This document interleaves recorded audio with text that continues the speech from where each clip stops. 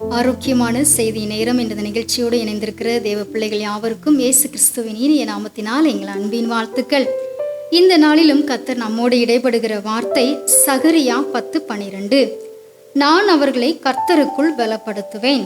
அவர்கள் அவருடைய நாமத்திலே நடந்து கொள்ளுவார்கள் என்று கர்த்தர் சொல்லுகிறார். எனக்கு அன்பான தேவ பிள்ளைகளே, இன்று இந்த வார்த்தை நமக்காக கடந்து வருகிறது. இயேசு கிறிஸ்து நம்மை அவருக்குள் பலப்படுத்துவார். இனி நாம் சோர்ந்து போகவே வேண்டாம். அவர் நம்மை பலப்படுத்த அவருடைய நாமத்தின் வழியிலே நாம் சந்தோஷமாய் நடப்போம். ஹல்லேலூயா. எத்தனை பிரச்சனைகள் போராட்டங்கள் வந்தாலும் நாம் சோர்ந்து போகாதபடிக்கு நம்மை அவர் சிறப்பாய் நடத்துவார்.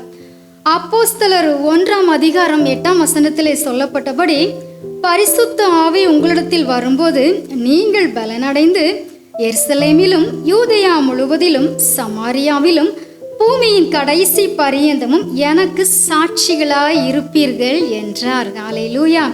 எனக்கு அன்பான தேவ பிள்ளைகளே, அன்று அப்போஸ்தலர்கள் இயேசு கிறிஸ்துவினால் பரிசுத்த ஆவியானவர் மூலமாய் பலப்படுத்தப்பட்டார்கள். அதனால்தான் அவர்கள் பூமியின் கடைசி பரியந்தமும் சாட்சியாக நடந்தார்கள். ஹல்லேலூயா.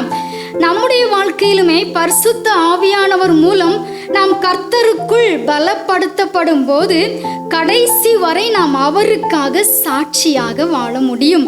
பின்மாற்றம் என்பது கண்டிப்பாக வராது. கர்த்தர் நம்மை அதிலும் சிறப்பாய் நடத்துவார்.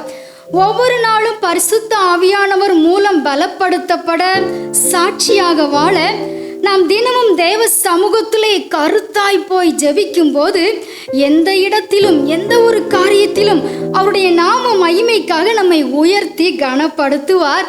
நம் மூலம் இந்த பூமியிலே இயேசுவின் நாமம் கண்டிப்பாக மகிமைப்படும். அப்படிப்பட்ட கிருபைகளால் கர்த்தர் நம்மை இன்றைக்கு நிரப்ப போகிறார். God bless you. நாம் ஜெபிக்கலாம்.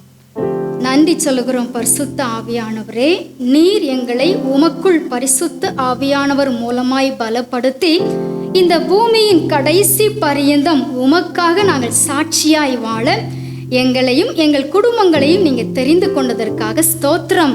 உம்முடைய பிள்ளைகளையும் குடும்பமாய் உம்முடைய கரத்திலே அர்ப்பணிக்கிறோம்.